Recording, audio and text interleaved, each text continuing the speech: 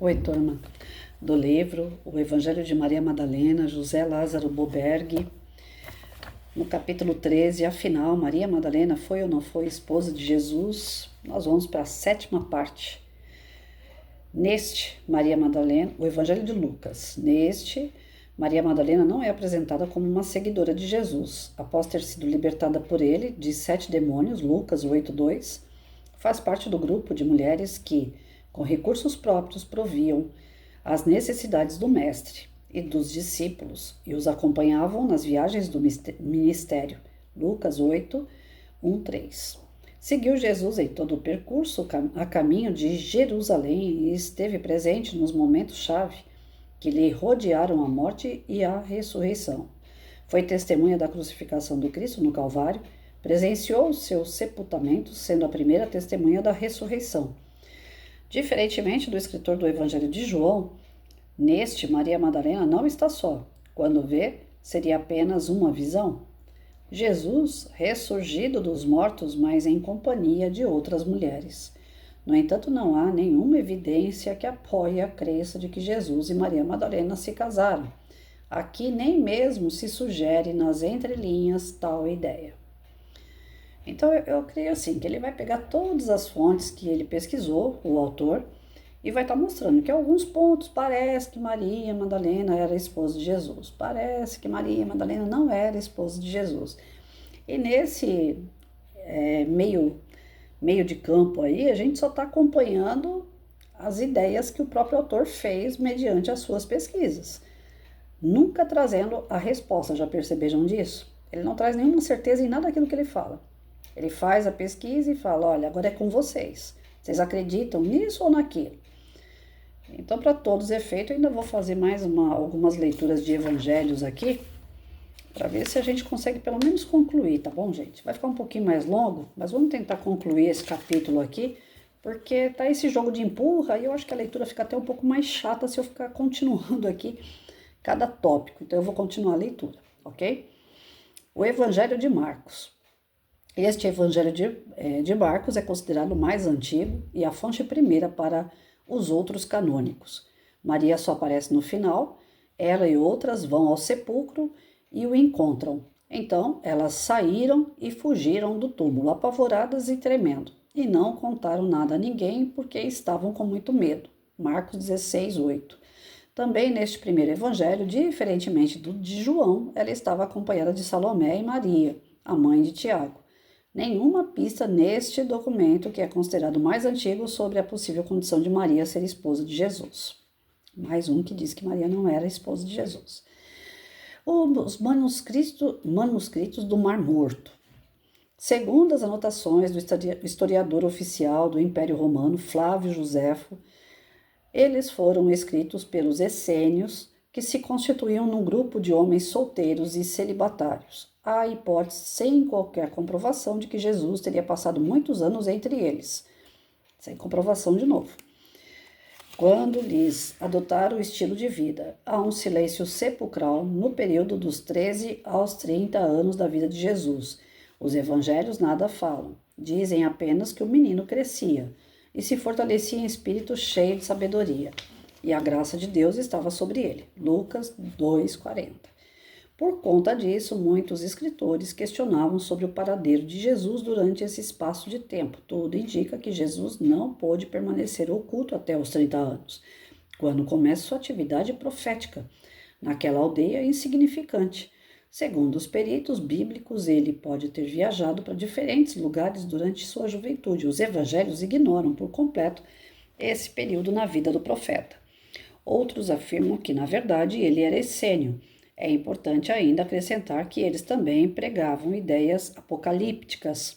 Enquanto eles, os essênios, se preparavam para o cataclismo do fim do mundo, procuravam preservar a pureza ritual, afastados da presença e da influência das mulheres.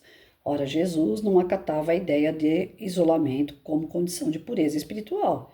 Conforme narram os evangelhos, ele vivia no meio do povo, principalmente entre os pecadores. Os sãos não precisam de médicos, e sim os doentes. Marcos 2:4. Era, porém, apocalíptico, como eles. Os essênios vieram antes de Jesus e de Paulo. É possível que Jesus tenha sido celibatário, como diz a tradição. É nessa mesma linha de pensamento que a historiadora Elaine Pagios assinala que a grande tradição cristã afirma que Jesus era celibatário. Complementa dizendo: a sugestão desses outros evangelhos de que ele teve uma parceira, uma amante, era, até onde eu sei, feita de uma forma simbólica. É até possível que ele fosse casado, mas nós não sabemos. Ou seja, mais uma vez, sem provas.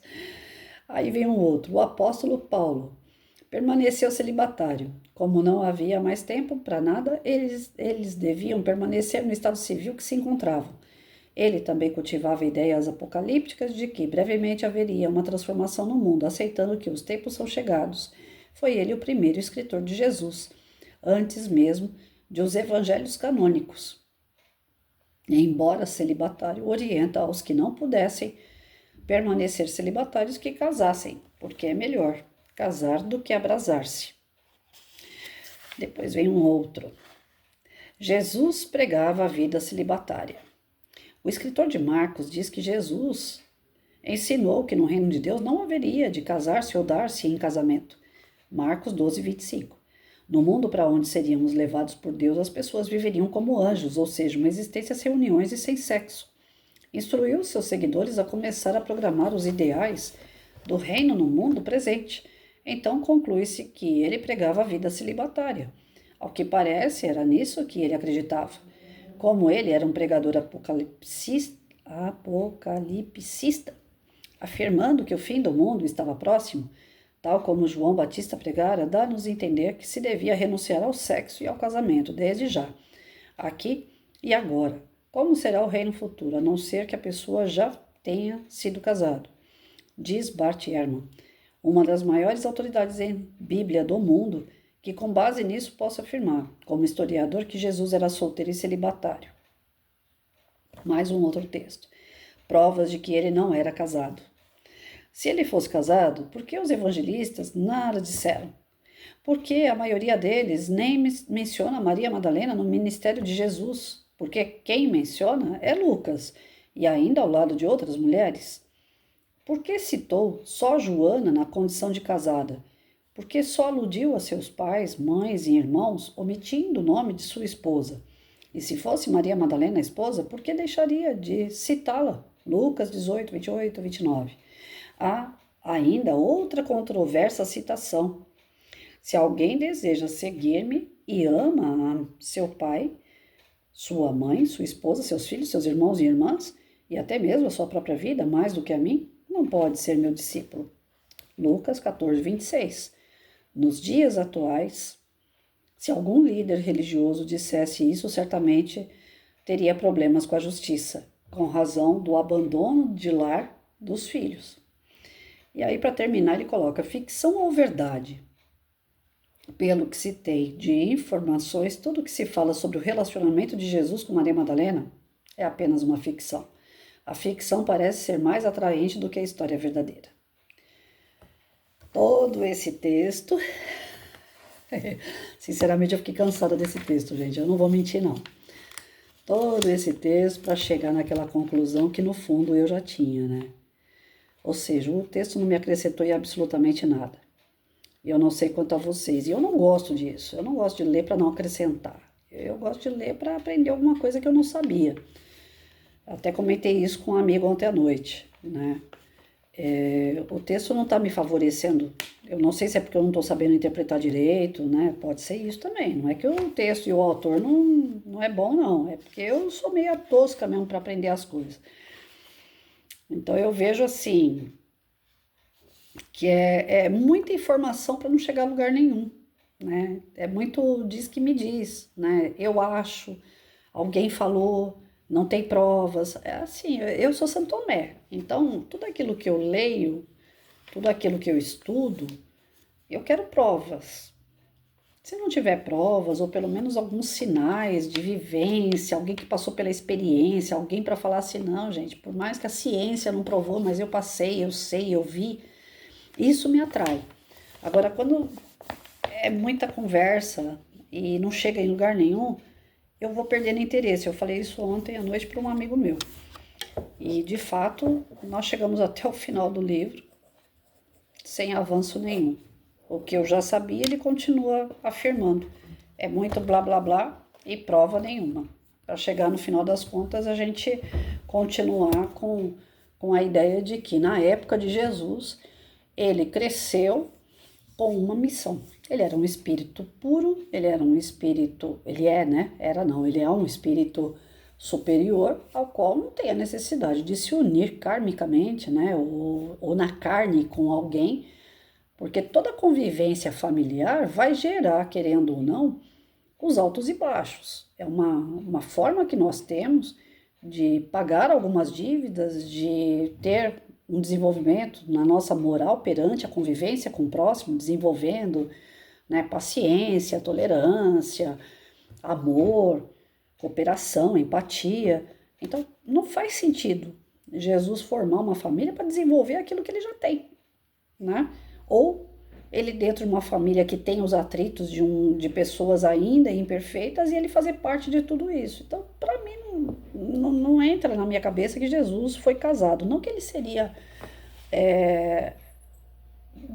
A Igreja Católica prega que Jesus é Deus, né? Não que ele seja um Deus, mas ele é um espírito puro. O espírito puro, ele vem em missão muito mais importante do que um seio familiar.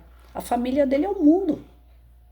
Aí é onde o autor fala, se ele chegasse aqui hoje e falasse, olha, o mais importante é o todo e não só uma família, ele ia ser discriminado, talvez ele ia ser processado, porque tem lei hoje que é não abandone seu pai e sua mãe, tem a lei da criança, tem a lei da Maria da Penha, tem um monte de lei hoje que favorece e ao mesmo tempo obriga as pessoas a conviverem bem.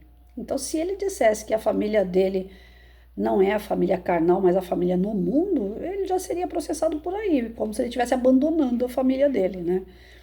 Então, nós temos que ter uma ideia que não se trata de um homem, não se trata de uma pessoa encarnada, mas sim de um espírito puro, um espírito já muito desenvolvido que não tem necessidade da encarnação, ele só está ali para cumprir uma missão. Tanto é que tudo que ele passou, inclusive na crucificação, né, no momento de pendurarem ele na cruz, fazerem ele passar por toda humilhação numa cidade, carregando a cruz e coisa e tal, cuspindo nele, colocando uma coroa de espinhos, tudo isso eu acredito, porque a maldade humana da época era assim.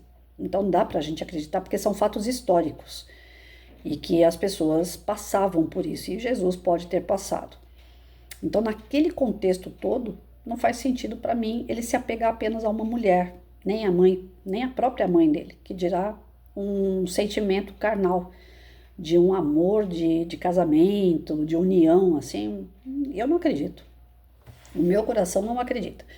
Então eu creio assim, que esse capítulo foi o capítulo que não supriu as minhas expectativas. Eu continuo com a expectativa de chegar em algum dado momento desse livro, onde eles vão falar assim, olha, Maria Madalena não foi a esposa de Jesus, porém ela teve os percalços dela, ela superou as diversidades dela, e chega lá no final, ela tem alguma coisa para nos dizer com tudo aquilo que ela aprendeu. E é isso que eu busco. O que ela tem para dizer para nós? E por que ficou escondido? Pelo machismo da época, pela discriminação, pelo preconceito.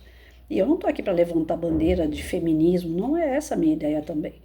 Mas sim, a mulher sempre foi colocada de lado, isso é fato histórico. E isso a gente tem como comprovar. Então, será que ela foi vítima disso também?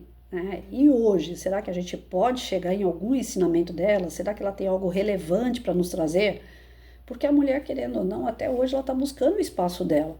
Algumas estão buscando de uma forma positiva e tem outras que no seu desespero de querer mostrar que ela tem direitos, que ela tem capacidade, ela acaba assumindo posições que não são dela, no meu ponto de vista não são dela. Né? O corpo físico de um homem carrega um saco de ração de 20 quilos numa boa, com a ponta dos dedos, mas uma mulher para carregar um saco de ração de 20 quilos, ela vai comprometer a coluna dela, porque o estado físico dela é outro. Então hoje tem mulheres que querem carregar um saco de ração nas costas para poder falar assim, eu tenho o mesmo direito, eu tenho as mesmas condições de um homem. E não é bem assim. Então, tem mulher hoje que exagera na questão dessa busca da igualdade social, né? Dos mesmos direitos, querendo fazer as mesmas coisas. E eu acho que esse não é o caminho. Então, eu acredito que Maria pode nos libertar de algumas coisas que ainda estão enraizadas no nosso íntimo e que nós não encontramos a porta certa para ter o nosso devido valor enquanto mulher. Ah, vamos lá. Eu ainda estou insistindo com o livro nessa busca. Eu espero que ele venha trazer alguma coisa a respeito, porque o nome do livro é o Evangelho de Maria Madalena. E até agora eu não estou vendo as palavras de Maria Madalena. Até agora a gente não chegou lá.